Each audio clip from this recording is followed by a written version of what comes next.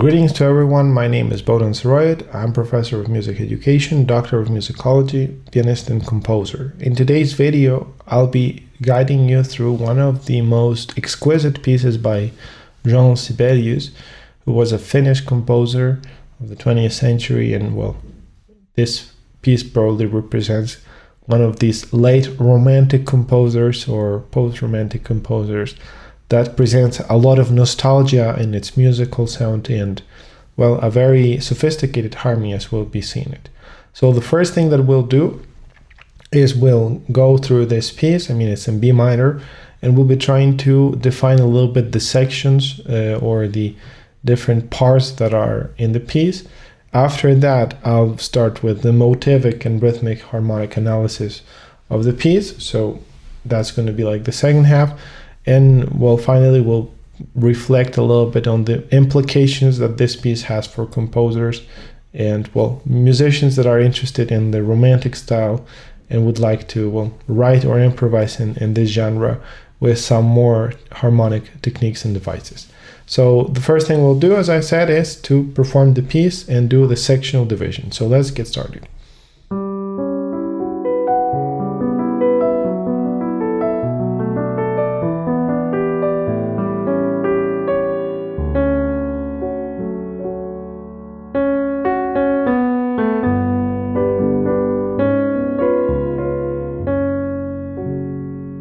Right? Clearly, well, we have something that resembles an introduction. It resolves there on the lento, and after that we have here this other section. Now we have this theme.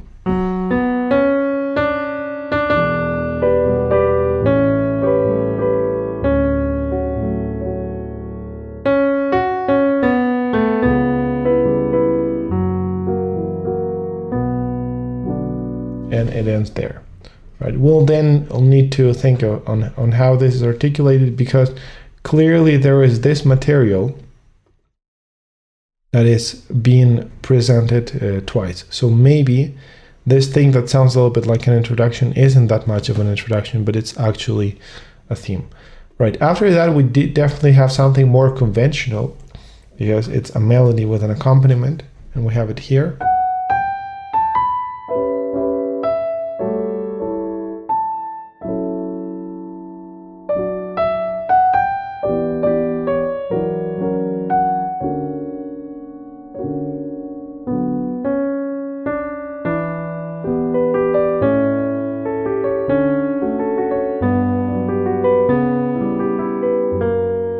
Or actually F sharp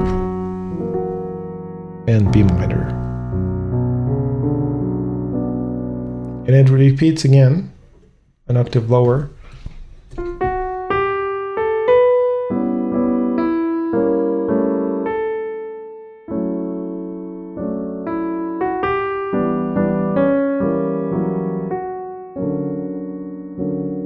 And now we have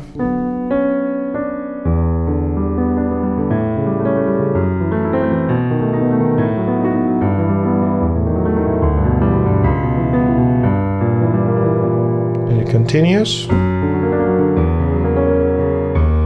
until it reaches this D sharp. So probably that's a beginning of a new section, and also we have something different there with the risoluto. So within the risoluto, which has all of these faster passages, there are clearly two phrases. You have this one,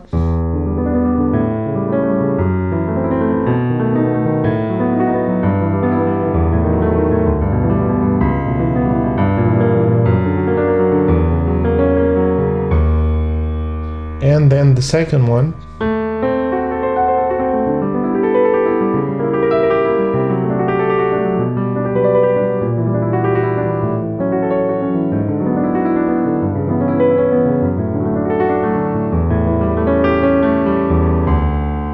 which goes to D, and after that we go apparently back to the introduction.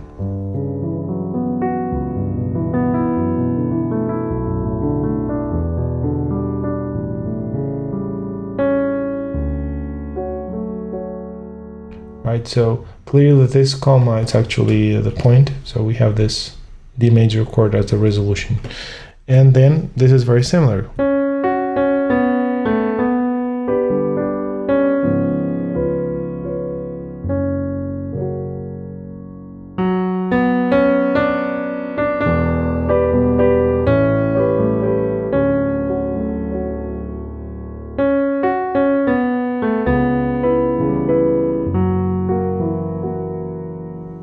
repeats again that ending.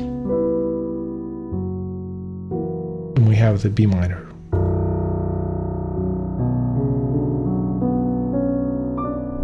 And it ends clear there. So again, in this second half, we have twice this motif, but definitely doesn't feel so much as the beginning of something, but rather the beginning of the end, or the continuation that has the cadential process. So, well, this is basically it. Clearly it's an ABA, so whatever we'll have, what we'll put here, is recapitulated here. So we have that repetition. But now the main thing that we'll need to, well, discuss is to think, where does the theme begin and what is the theme, right? If the theme is this,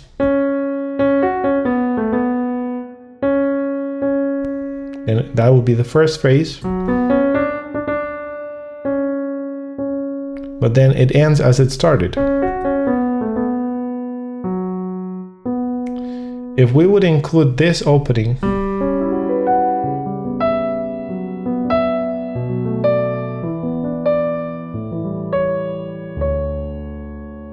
it could also make sense as the opening theme, the opening idea. Then you would have this as a cadence.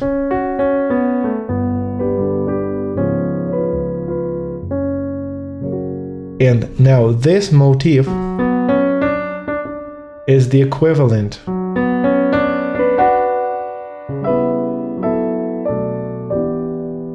of that.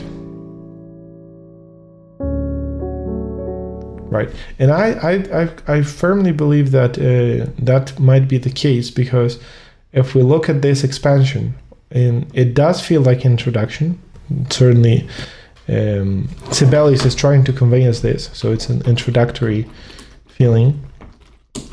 But in reality, from the functional point of view, this is the beginning of the theme A. So it's theme A, because you have the, and I'll put them here with that, right? You have the basic idea, that's this opening. We have then a continuation or contrasting idea. And then we have, well, a variation of this basic idea and a very similar restatement of the contrasting idea. Also, we can call them as opening idea, closing idea, opening idea, closing idea. And for me, this way of thinking about it, it's much more logical and makes much more sense. If you think about it, the opening idea always ends on the D major. You have it here. And it ends with this perfect cadence. You have the, which is the same as. So this actually has important implications, because it means that when we're performing this, we should not think of that too much as an introduction, but already be aware of the thematic value that this melody has.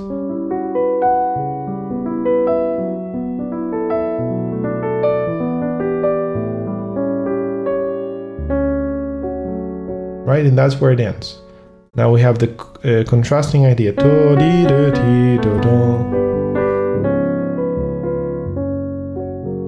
Another thematic idea.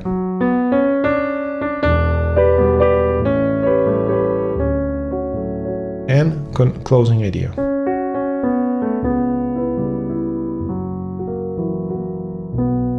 Right, and if we interpret this in this form, well, what we have is a period, right? We have a closing period, a conclusive period, closing period that has a strong variation of the opening idea, right? Remember that in the red we're putting the opening idea, and with the blue we're putting the closing idea. So we have them here, right? Thematically, well, I think that's the case for the A section, right, which is happening here. Then that A section, interestingly enough, it's presented at the end, right? So let's see if it's applying, or well, if these principles are applying here again. So if that was true, we would have this is the same melody.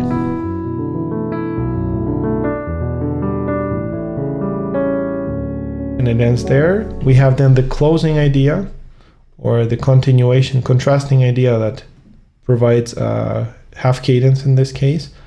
And then we have a variation, a very strong variation of the opening idea or basic idea, and a contrasting idea following with this expansion. It's expanded and having its perfect cadence, right? So it's all of that, right? There is a cadential expansion. It's basically an echo. So we have this cadential expansion with echo. And finally, we get to hear the B minor chord that's there. Now that B minor chord was already present there, so it's very interesting, like that cyclical variation. So if that happens to be theme A, then this is theme B,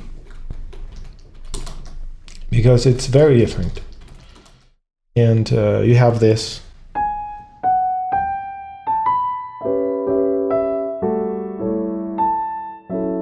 Well, actually it's done and it's delayed. I really like that silence.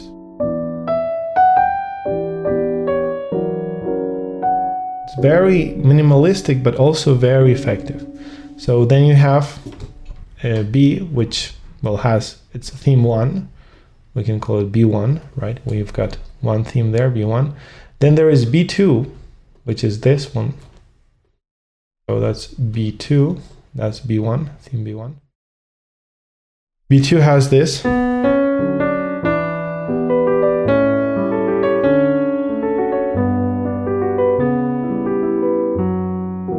It's a circle of fifths. B2 is, and then we have B1 again. We can put B1 prime because it's a variation of B1. It's an octave lower. I mean, if this was higher. And also it has another sort of added notes. So here we had,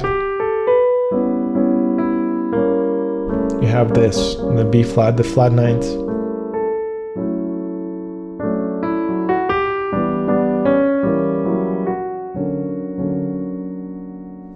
So technically, well, that would be the end of B.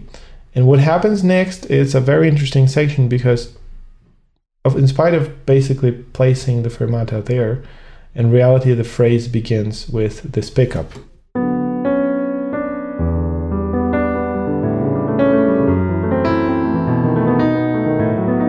And you have a melody, which is, right, it's this melody. So that melody, in reality, is very closely similar to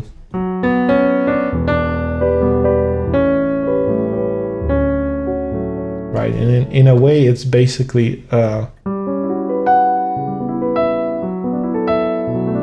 so it's based a lot on the section A, and I would argue that, well, that's part one of it, but if you look at the bass, it's a lot of section B, which is a circle of fifths. So I think this is a true development. It's a development section. And this development section has theme B here, material of theme B, which is circle of fifths, or, well, this movement in fifths, not fully a circle of fifths, in fifths and fourths. And above you have this material of A, which has two things, two components. Number one is the arpeggios of opening idea, and number two is the descending motion of a second, right? And that descending motion of the second is very prominent. Well, we will highlight it. We'll make sure to make it visible. So is this D, C sharp, da, da. It's basically a sequence right now, but that D to descending motion, I'll put it with the arrows, D sharp to C sharp, E to D sharp, whatever, it's moving there. That is exactly the type of motion, melodic motion, you get to hear at the beginning, right? We have it. F, E, then it's E, D, D, C sharp, right? I highlighted it there with the bottom one because it's connected to that. But then if you look at this, it's still D to C sharp. So you get a lot of that motion of the second that's descending, right? And in reality, the material of the section B, which is melodic, and well, you have here the circle of fifths, is also here in the bass, right? So there is a very big connection between A and B. It's a very remarkable organization. So we'll be giving blue to this type of circle of fifths, and I'll be highlighting them on both themes. So we have them here, which is clearly the case. I mean, that's the circle of fifths. It's a very long one, by the way. It doesn't stop. So what you have is G, C sharp, F, B, E, A, D, G, C, F sharp, right? And basically here we have E, B, and then it continues. E, A, D. The next thing that we would expect is G. G is omitted, right? So here we don't have G, I'll put it. G is implicit. I'll put it with blue, as we're labeling this with blue color. And we continue and have C sharp, F sharp, B. After that, well, the B is transferred above, and I think you can see yourself, well, the circle of fifths above melodically. So it's exactly a straightforward circle, and then it continues here with the bass in the circle.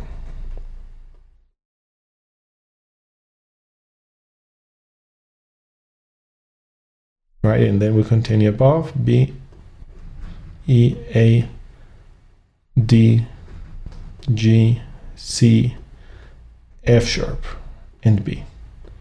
And the only moment that it breaks is here in the development section, because up to this point we have a throughout and blue, so we put it here. It's a continuous circle of fifths, descending fifths, which is a very common progression because you'll find it in Baroque music with Vivaldi, Bach. They all always doing that.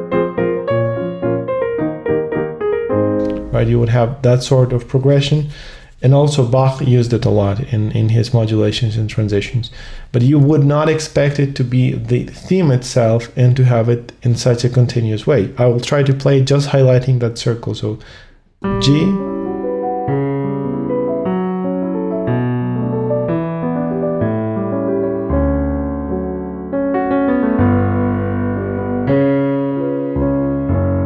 right, it continues.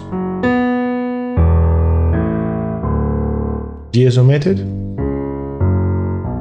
and then it continues. B,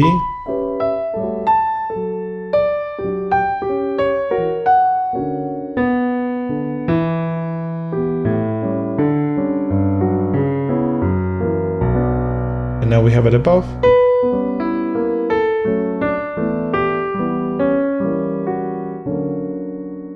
And we end with the B. That's probably why the B was included inside the phrase. Although melodically it makes a lot of sense to think of it that way, right?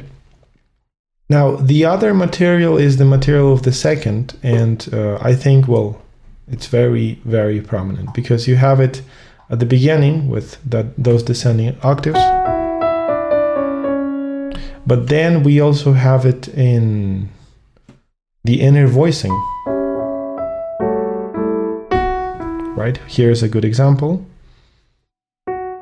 Then we have it here. Right, so this is also this descending motion. D, C, C, B, B. Right, and that A, probably that A sharp could be connected. Also, we have it more here.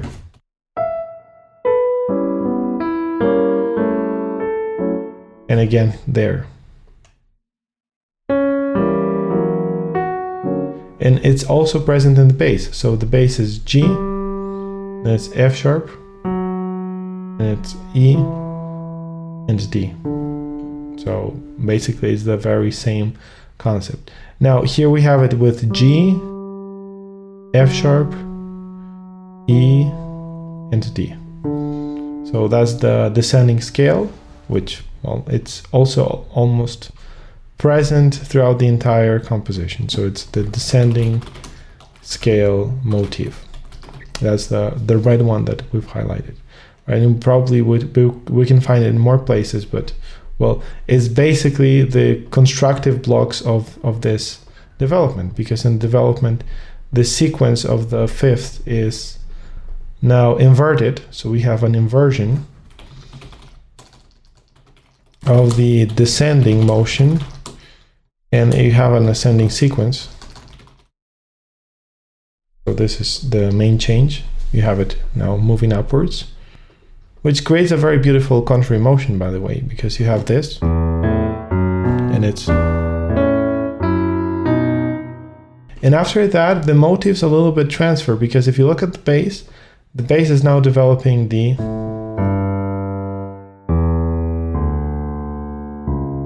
It's developing that scalar motif. So we have these little arrows we can connect here.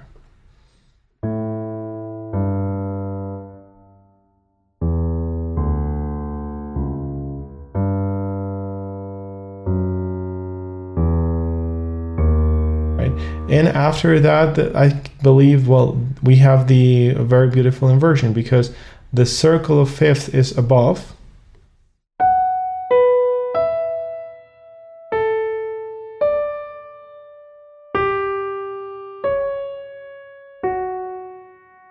Continues up to there. And below we have the descending scales, which are, well, D, C sharp, C, B, B flat, A. By the way, this is the first time it appears to be sounding as a fully chromatic scale up to there, and then it continues with the diatonic motion. So that's the chromatic scale.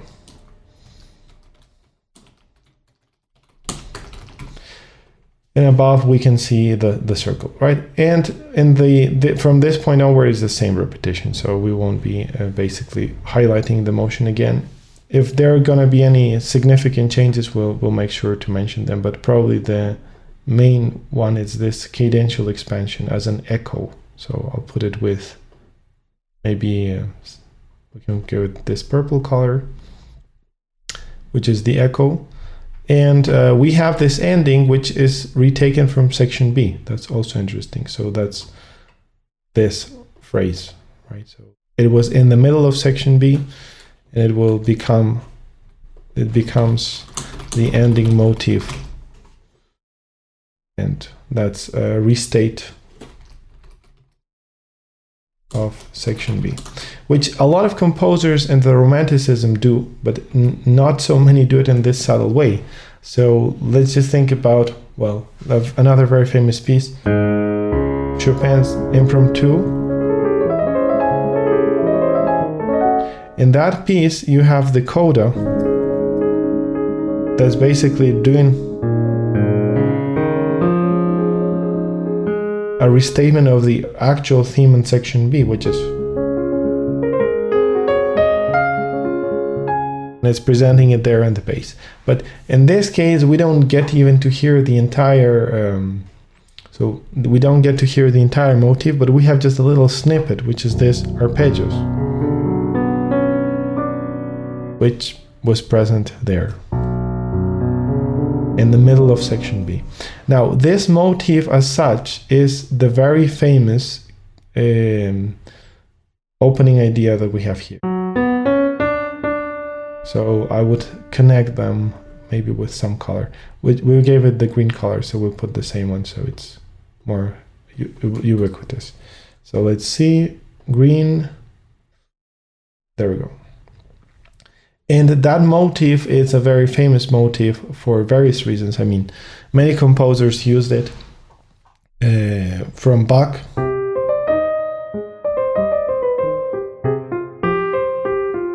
We have it there in the, it's the C minor partita, right? Beethoven used it in his Pathétique.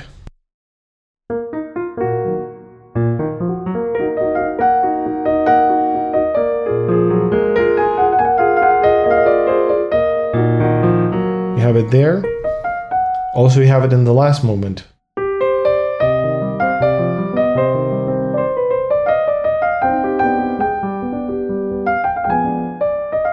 And there's a very interesting resemblance with that because it's also a melody by circle of fifths. So in a way, Sibelius is connecting with the tradition of these composers in doing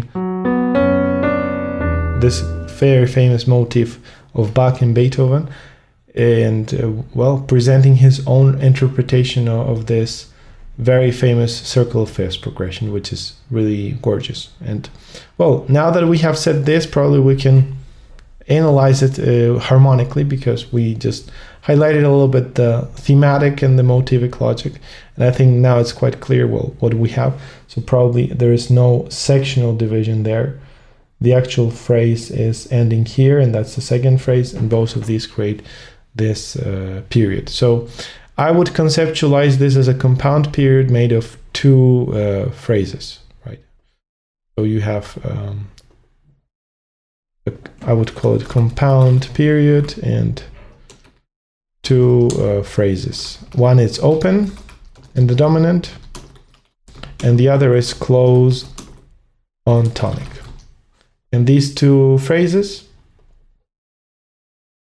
the two-phrase compound period is creating, with the two phrases, a very interesting presentation for the theme A.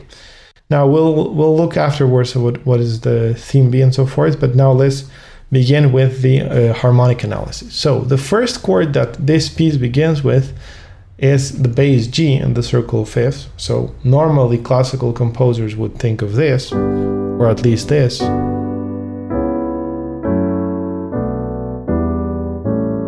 Right, that would be the classical convention. But firstly, it's important to highlight and talk a little bit about the G. Why is the G a very remarkable note in this? Well, the first thing that makes it unique, makes it very unique, is the fact that G does not belong to the key of B minor. G is the sixth degree. Sixth degree. And the sixth degree provides instability. We have found it maybe in Chopin when we were analyzing his famous mazurka. He was also doing this.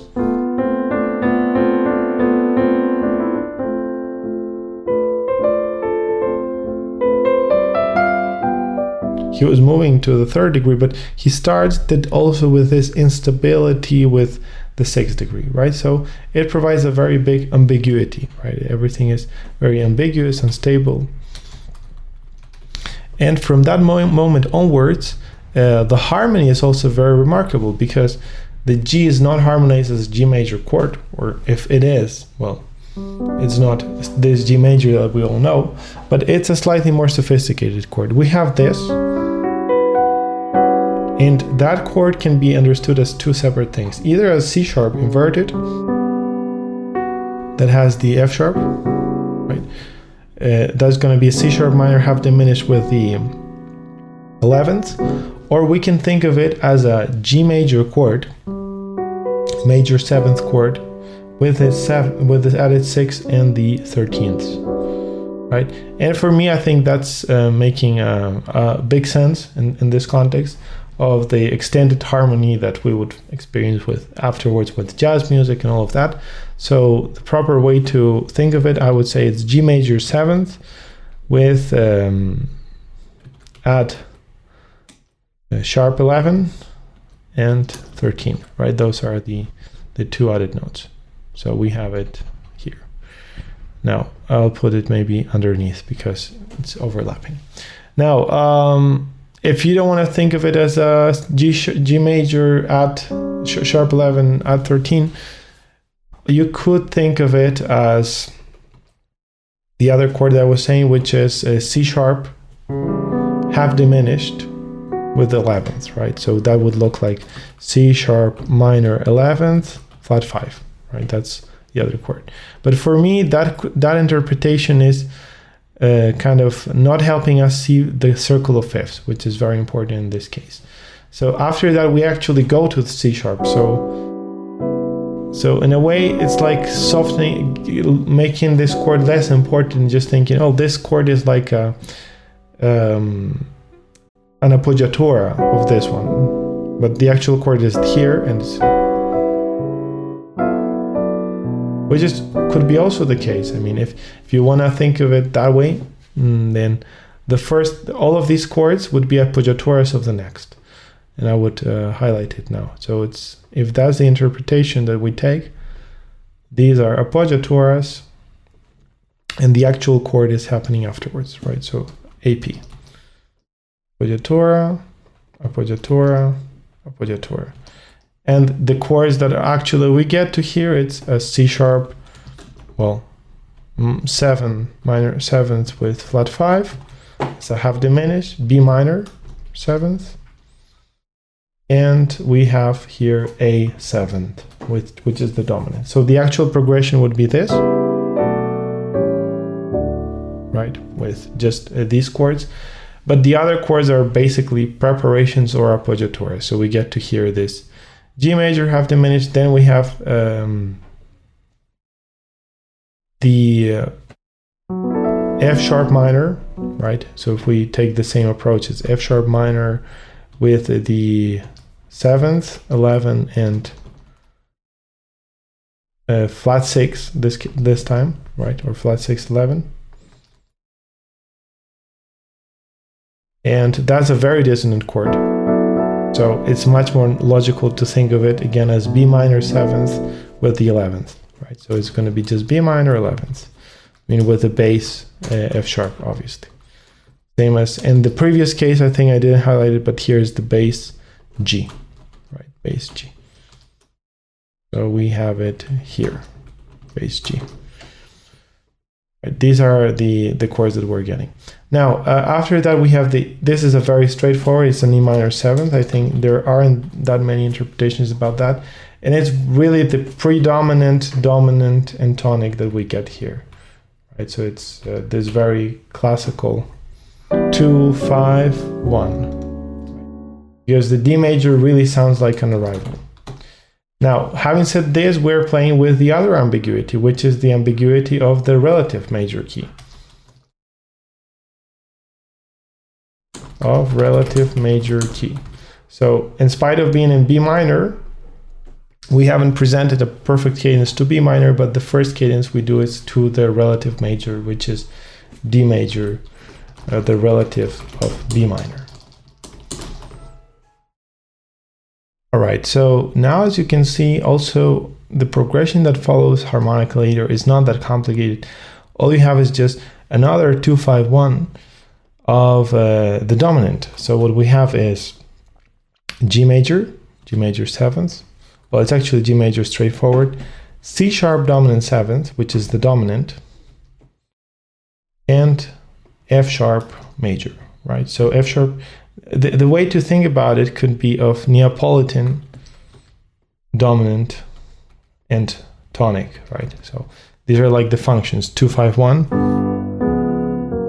But all of them being in the domain of the F sharp key. So F sharp major is the dominant key. So basically what we have experienced is no perfect cadence to the tonic, but he's only moving with the D major, which is the third, out here, D major, and the F sharp major. Where the first cadence on B minor happens is on the closing idea, which is present here. So that's the B minor conclusion. And again, well, this is a very beautiful way of organizing your themes, because what you're having is an arpeggio at the large scale. You have a D, you have F sharp, and then B, right? And that way you're delaying the feeling of B minor. Like in Rachmaninoff's case, we were seeing the opposite. He was starting with C sharp, then moving to E, and then to the dominant C sharp. But in this case, we'd start with the third. It is as if Rachmaninoff would do this, then, and then tonic, right? right? So that's exactly what we have here. This is the third. And finally, it's also beautiful to notice how the C sharp is reharmonized, because here it's present as a major at the seventh, right? It's the seventh of D major seventh, but here is the fifth. So the same note, C sharp.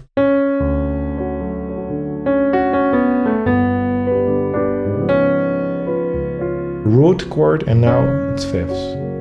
So Sibelius is purposefully presenting the same note as different functions, and that C sharp is particularly important in this presentation, right? Well, and this is very simple. Well, 2-5-1 E minor. We have E minor seventh, A seventh, and D major, right? So it's a 2-5-1 of D major. So harmonically, what we have is a descent of,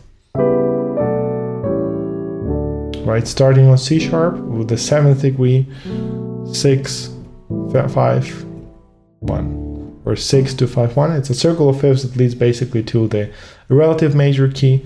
Then we have a half cadence with the Neapolitan, and it's dominant of the dominant to the dominant key F sharp major. Another modulation that's restating to that with a little circle of fifths, 2, 5, 1 to D major, relative key, and finally a closing statement on the tonic, right? Needless to say that, well, this is also a very good example of a melody that's in the middle, right? So this melody is not in the higher range, but it's like in the tenor or contralto range, and you have texture above and below. So this is creating a quite interesting concept of melody accompanied, I would say inner melody, accompanied by two layers. And the two layers are in polyrhythm, because you have something that's going here with a waltz. It's 1, 2, 3, 1, 2, 3, 1, 2, 3. So it's a division of 3.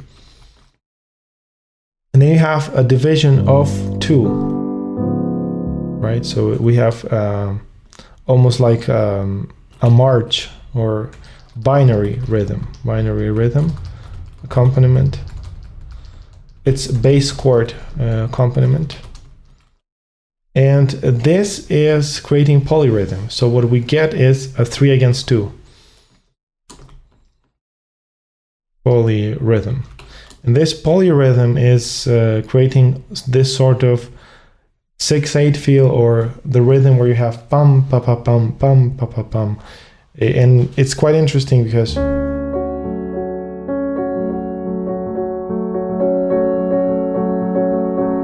is the 3 against 2 polyrhythm. That was very characteristic probably of, and it is a characteristic of the music of Brahms and well, these late romantic composers. So we have there the polyrhythm. Good. So I think, having said this, we can perform the piece, well, the first section, and start with the theme B.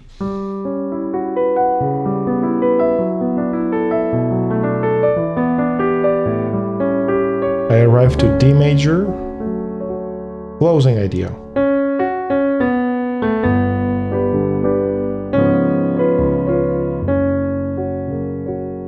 Opening.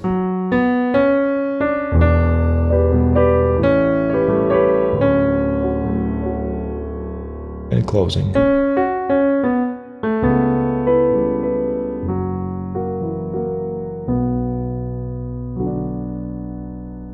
Good. So now we have the second theme, well, the theme B, that has these 3 parts. It's a ternary form inside of it. So it's the section B that has a ternary form.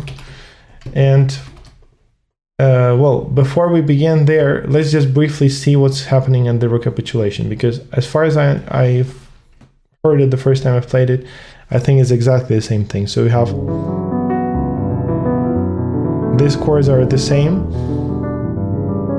The only thing is that it was an octave higher, so now we have an octave lower. Presentation. And then you have this theme. It's the same thing to the dominant.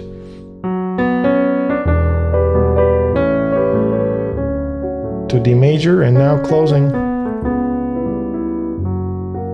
The only thing is this cadential expansion with echo.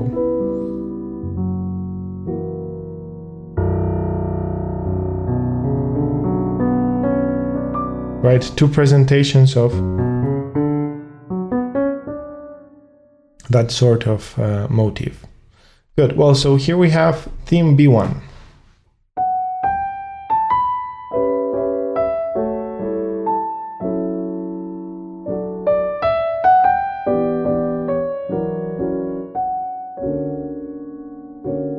I think that's one of the most beautiful chords in the piece. You have this very beautiful augmented chord. So what is this? This is basically the same sort of chord progression. You have a dominant, but interestingly enough here I think the roots are omitted. So you have this. When you're hearing this, you're having an A implicit. Right, so this is some sort of rootless voicing that's very typical of jazz music. And the implicit bass is A and D. And that implicit bass creates the dominance that we have here. So we have a dominant of A, well, the A dominant chord, which is A13 in this case, and it goes to D major 9th. So that's the harmony.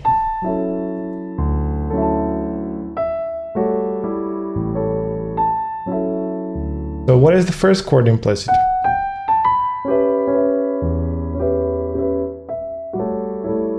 The logical thing to consider is that there is an implicit E. So that would mean E minor at 6. And it's totally plausible because that would be the predominant second degree. Or you could think of it as what it is, C sharp minor half diminished, which implies a 7th degree diminished, well, and it's already like the dominant. Like that, right? So that would be the actual bass, but we don't hear it, so we have to imagine it.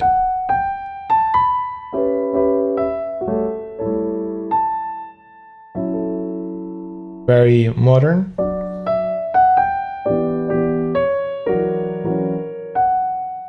And here is exactly the same thing. So this is the sort of sequence where you are having an opening idea and it's repeated as a, or basic idea, and it's basically repeated as a sequence. So you have a descending sequence. It's a second lower. No, it's a third lower, sorry. So by making it a third lower, and this is a very Chopinian thing, or Chopinesque, you see it a lot in Chopin where he does a theme in major. So, and then, so first it's in D, then it's in B minor, a relative below.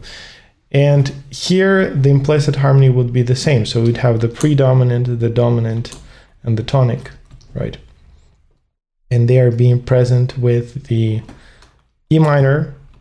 In this case, E minor 7th is completely developed. You have F sharp dominant 7th, but it has some added notes. So it has the add. It's sharp 5, and then it's flat 5. It's normal 5. So you have this sort of sharp 5 that transforms to normal 5. That is the happening here, is this appoggiatura, and that goes to the B minor, and this is the beautiful chord, B minor major 7th. Well, actually major 9th chord, because you have the 7th and the 9th at the same time. So we have 7th and 9th. Right. It's also what we call the James Bond chord because it was used in the movie. Hear it like that. So being a sequence, we have twice the same thing. It's a predominant, dominant, and tonic, and the relative major key. And then it's the same thing in the tonic. So we get to hear it in both keys, relative major and then we get to hear it in the tonic.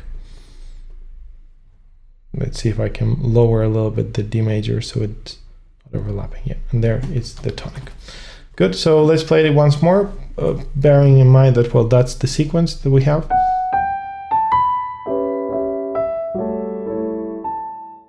Right, that was a 2-5-1 in D major, and now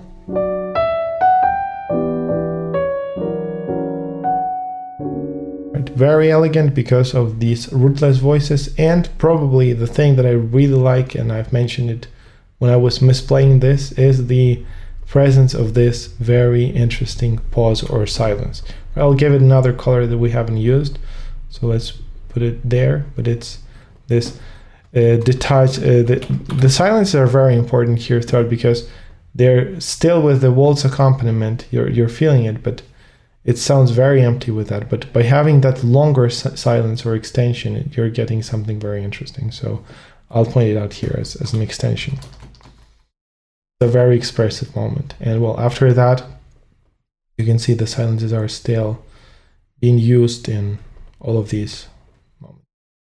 Now, B2 is a circle of fifths.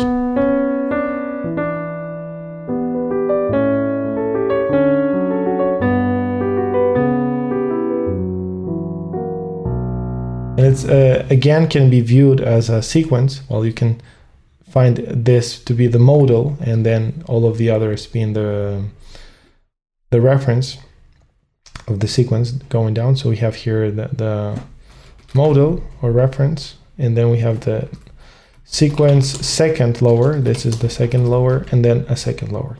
That's the most common way of dealing with what we call well, circle of fifths. Descending circle of fifths, which here is basically presented in root positions with sevenths in the classical style, I would say. So you have E minor seventh, we get A7 dominant, and D major seventh. That is already a 2-5-1 or predominant, dominant, dominant, right? So we have here the 2, 5, 1. And that's been again in the relative major. Now, what follows next, it's this pivot chord, which is the 4th degree, which becomes 6. And after that, you have another 2, 5, 1, now in the tonic. So it's once again the same sort of sequence where you have the theme presented first in the major, relative major key, and then it's in the tonic, in B minor. And that is the pivot chord that we have. So I'll put it in orange. This is the pivot chord that allows us to modulate from one place to another. So the difference between the first modulation and the other one is that in the first one we had just a direct transposition of third below, became, right, 1/3 lower, so from D, 3 notes down, we go to B. Now in this second case, it's a progressive sequence, and in this chord it changes meaning, and from being in D major, we move to B minor, right? It's a very conventional procedure, you'll find it in many pieces, but well, here it's particularly interesting. Now, it's also worth noting that you start with a B minor chord, which is the 6th degree of D major. And it's the one that initiates this. So you have the 6-2-5-1, or predominant with its dominant, with a like dominant of the dominant of the dominant, dominant of the dominant, dominant in tonic, because you have, and then you have the same thing lower, right? So that was kind of the concept of that. And I like to think of it like a triple dominant that goes to a double dominant that goes to a single dominant into the tonic. And knowing this, well, probably the next phrase, B1 prime, will make a lot of sense, because when we look into it,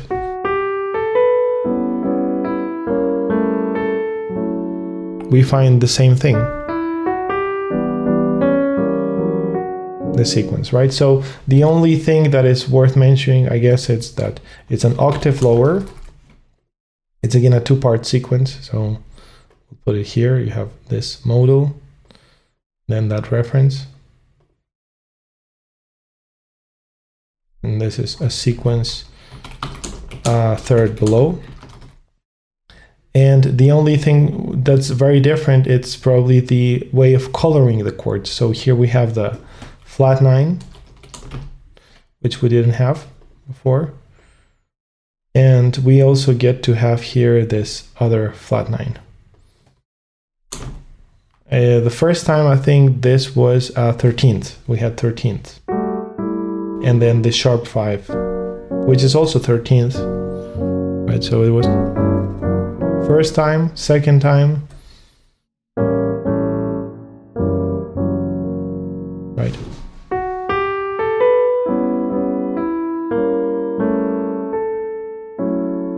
So for performance, it's particularly interesting to highlight that little change because, well, it's the one that makes it very unique. And, well, I'll just put here the keys. So this is a cadence on D major, and that's a cadence on B minor. I know it looks very confusing for many people because when they see this, the last thing that you think of is B minor, but it is a B minor implicit. You just have that major 9th and major 7th, and the B is actually appearing here. You need to see it. Good. So having said this, now I think we're ready to start with the development section. It's not an extremely long one. It's only having 2 parts, so we can give them the letter C. C1 would be this, and after the forte you have C2, right? And clearly they're behaving in a different manner because the first one is a section that ends on a dissonance, on a D sharp, whereas the second one ends on a consonant, which is D major, right? So it ends on this D major chord, and the first one ends on a D sharp, which basically becomes D sharp diminished. So it's a very tense chord, D sharp diminished sound. It's tension, and then we have consonants, resolution, repose, right? So that's the way of thinking of it. Now, let's analyze it harmonically because motivically, I think we already commented most of the things that are happening. Well, there are a few more. So, I mean, we could highlight these lines.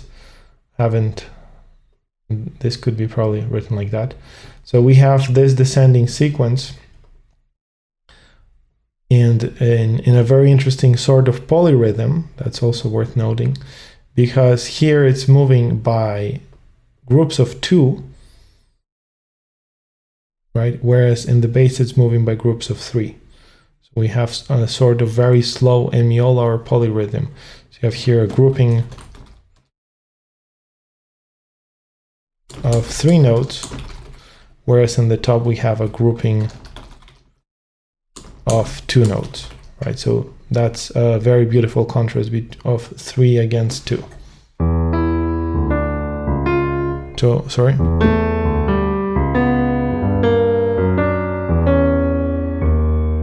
Right, and then that D sharp is like the maximum dissonance because the D sharp poses 2 interesting conditions. The first one is that it's dissonance for D major. It's just the tonic raised, but it's also the D sharp that makes the B minor a major chord. And we haven't seen B major so far anywhere in the piece. I mean, we might be seeing it now in this development section, but it's clearly like a point of a very big harmonic tension compared to, well, where we were, right?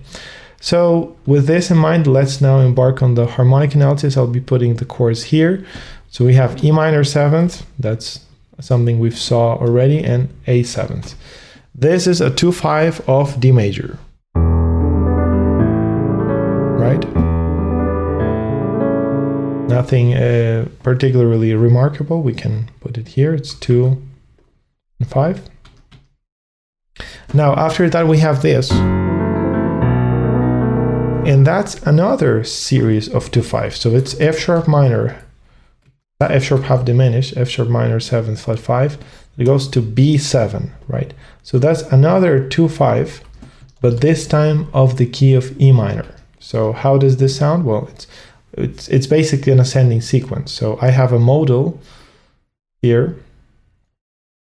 We get to have this as a modal or reference, and now it's a sequence that's ascending. So it's sequence, second, higher.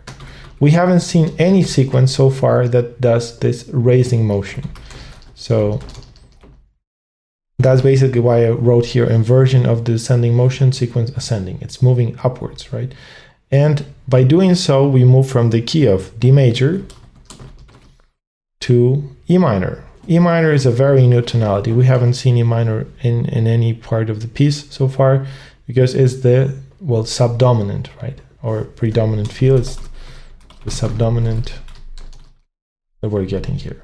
Now, after that, E minor becomes something that, well, Sibelius explores more, because he does 2, 5, 5, and 1. We do get to hear this dominant. It's B7. I mean, the contrapunctal motion has the A in the bass. This is E minor with a G in the bass. So what we're doing is the 5 that goes to 1. And after this, you have this sort of very interesting chord.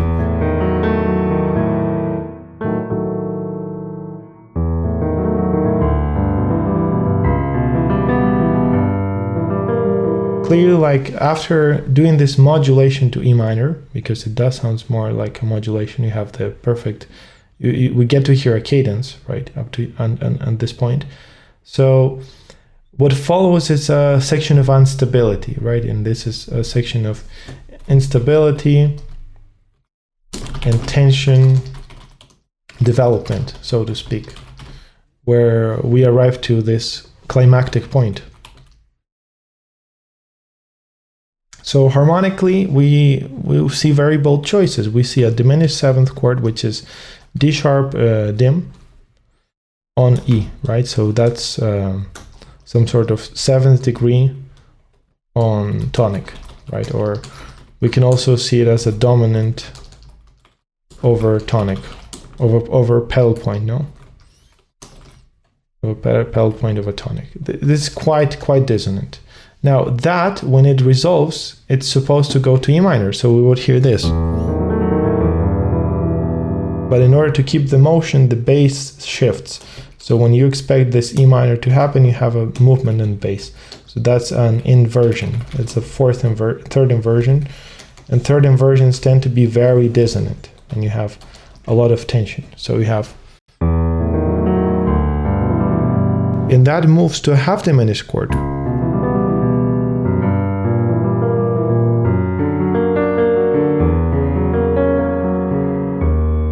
And it arrives there to the D sharp. So how to explain this part? Well, let's first say the chords that we have. It's C sharp minor, half diminished.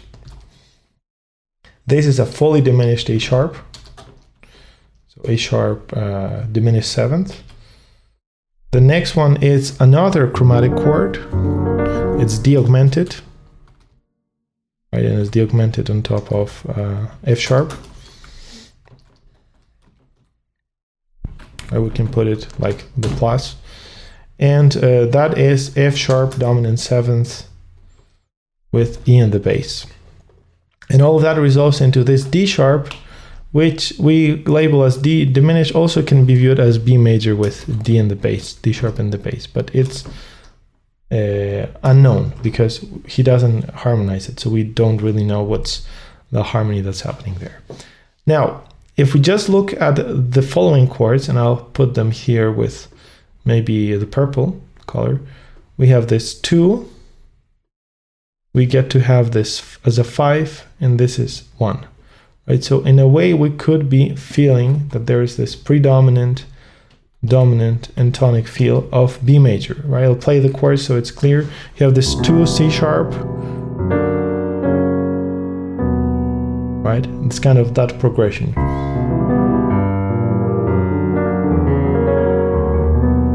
In a way, you could even extend all of the dominant feel to this part, right?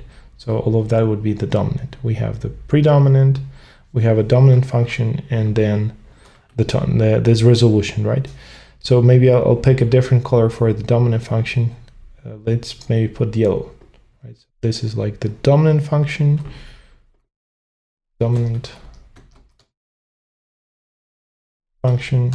And eventually arrive to the resolution, but it's a deceptive resolution. We are not arriving to the expected point, but we arrive to this D sharp, which is creating even further tension.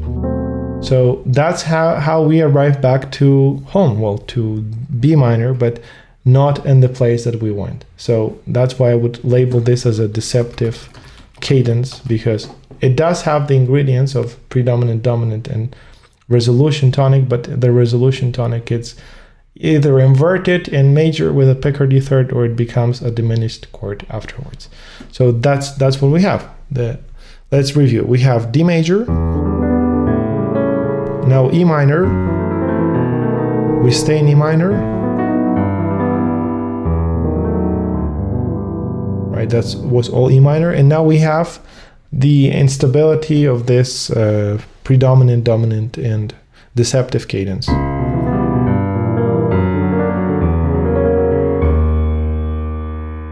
And it arrives there to the D sharp. Good. So now the next part, I think it's going to be easier to conceptualize, because what you can see in C2 is a chromatic scale. So that bass is already like the foundation stone of the whole progression. And I think it's the fully chromatic scale that we have here. It's definitely the main explanation of the passage. But again, the chords that are appearing below it, they're following a circle of fifths above, and they're creating some chords. So circle of fifths, melodically. And I would argue now that we'll be seeing it, that's also happening harmonically. So we're having this circle of fifths at a harmonic level. Let's review this. So we have that chromatic scale, pedal point, and climactic point here. Good, so we have, this sounds a lot like Bach's toccatas, right? Why is it a little bit this Bach influence here present?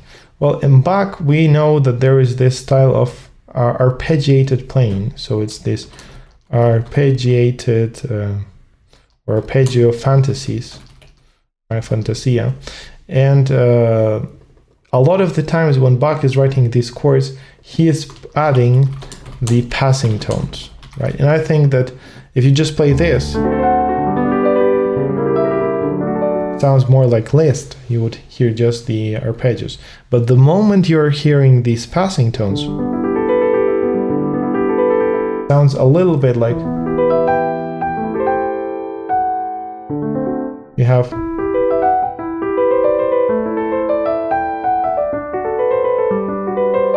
right. I'm misplaying that, but it's the E. You can listen to it after it works, but it's the E minor toccata, or no, not the toccata, the partita in E minor by Bach. It has that sort of.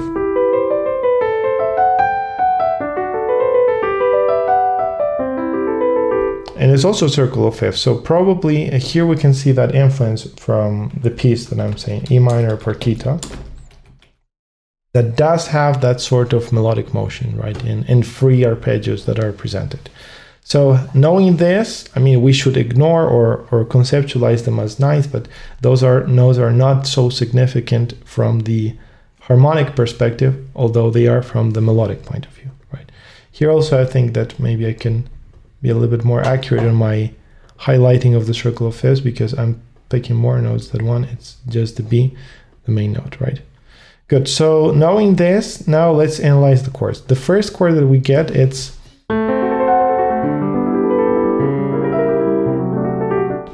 a diminished chord. If we include the D sharp, if we ignore it, it can be viewed as a D major chord, but let's think of it as a D sharp diminished seventh, and it goes to G major, right? G major with add 6 and 9th. Well, the 6 and 9th are basically arriving from the E and the A, and that goes to another diminished chord, C sharp diminished seventh. And this moves to D dominant, right? D dominant seventh with bass C. Here actually I didn't add the bass is D. You have bass D. Now from that moment, we're getting this very interesting chord. It's G major 7th, but with a bass in B. So in a way it sounds almost like a B minor chord with add 6. That goes to another diminished chord with those beautiful passing tones. I really want to highlight them. These are like the passing tones. And this is, it's an E half diminished, I would say. E minor 7th, flat 5. That's clearly an F sharp minor. F sharp minor 7th with a bass A.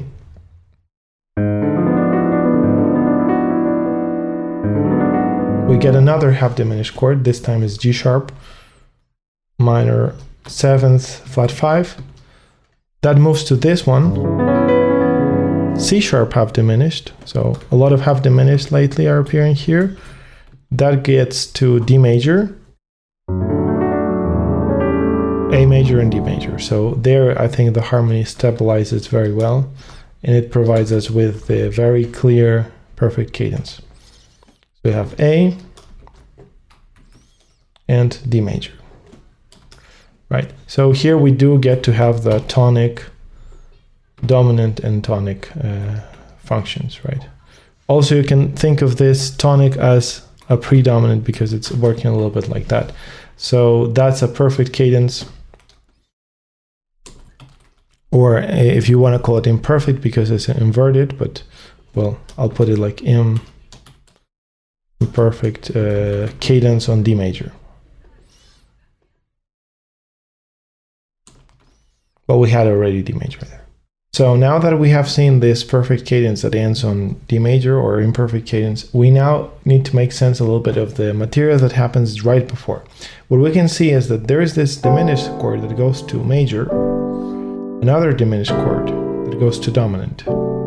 But clearly all of this is sounding a lot in the key of G major. So I would really argue that, well, we have modulated in fact to G major with a very chromatic harmony, and that is the other subdominant that we are having. It's the subdominant of the relative, right? So in a way, what we are hearing is a double subdominant. First time where it's presented with the D major, and now it's, sorry, first time it's presented in E minor, which is subdominant of B minor, and now it's G major, which is subdominant of D major. So knowing this, I think it's easier to make sense of the harmonic progression, because what you have is this dominant function that goes to tonic, a double dominant function, dominant of the dominant, which is a predominant chord, that goes to the dominant, and from there we go to the tonic. So in reality, well, that all can be viewed as this sort of cadence on G major. Right, we have it there. So resolve to tonic, dominant, and tonic. After that, clearly, well, the next passage is moving more towards D major.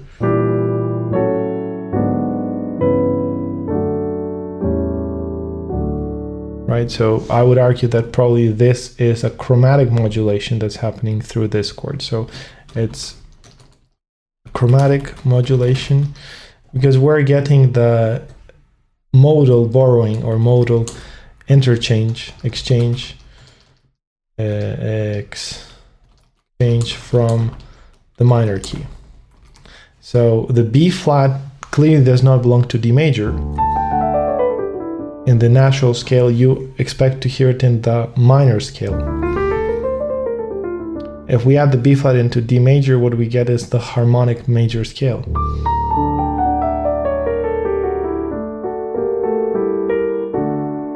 Like that. Right, so that would be clearly this. And then this F sharp minor could be actually a substitute of the tonic. So I would argue that we're having a dominant to tonic, like or even a plagal cadence, right? We have this sort of subdominant or predominant chord. It goes directly to the dominant, then dominant of the dominant again. So this is very similar to the previous part, which is predominant. And then we get to hear this dominant, tonic, dominant, and tonic. And that ends on D major. Right, so that would be pretty much, well, the explanation of the development section. Just to summarize it, we had the ascending sequence to E minor, then we stay in this subdominant E minor. Now we have a little bit of instability and go to a rather ambiguous place, which seems to be like the tonic, but it has a deceptive cadence with a D sharp. From that moment, we have these descending sequences that take us to the G major, the subdominant of the relative. And from that moment, the final part, it's E minor half diminished. There's a chromatic modulation that brings us back to the relative major key, D major. Once we're in D major, well, the opening progression, since it's diatonic, it equally works on both keys. And we end actually in D major again.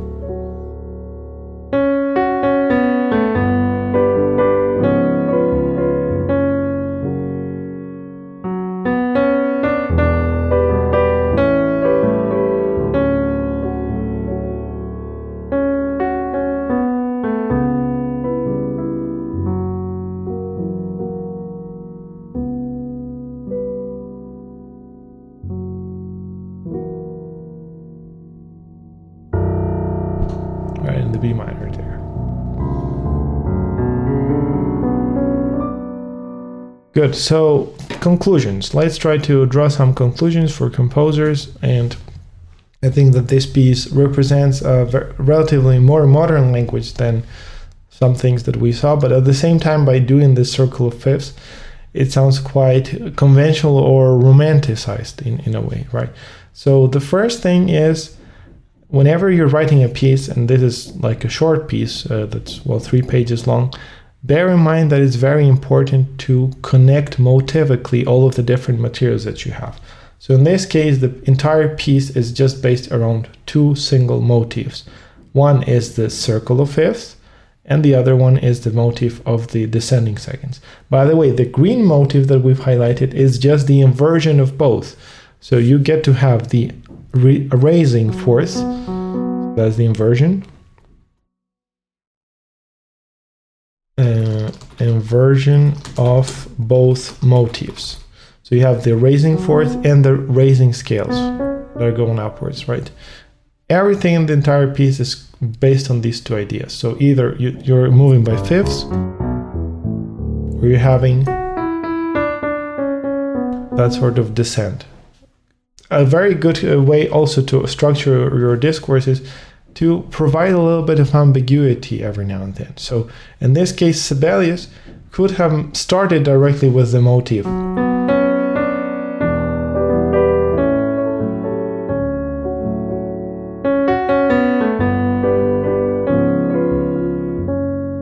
But he decides not to do so and present us with this more improvisatory section that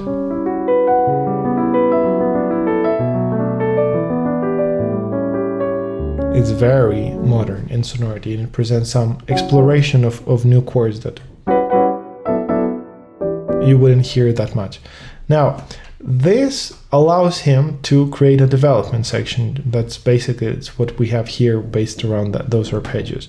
But the fact that you have arpeggios at the beginning instead of a theme is a quite remarkable strategy. So I would really learn this and try to explore it in my own pieces.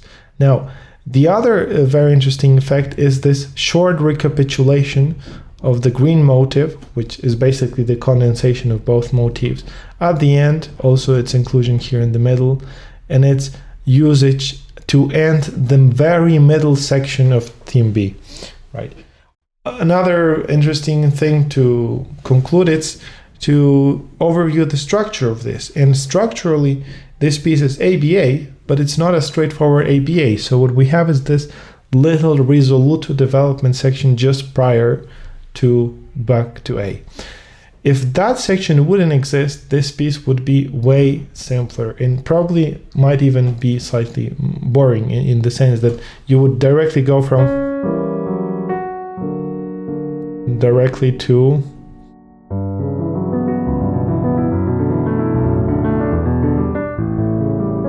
and somehow Sibelius, while working on this, probably had as a first draft, well, that recapitulation here. But then he thought, what if I develop this introduction and turn it into an entire development? So that sort of extension really provides him with a very interesting ground for composition. Good. So with all of that, I think we have analyzed the piece. We've provided some closing thoughts. I think the conclusions can be manifold from this because all of the writing is very exquisitely done, and it has a lot of sensibility and sensitivity at the same time.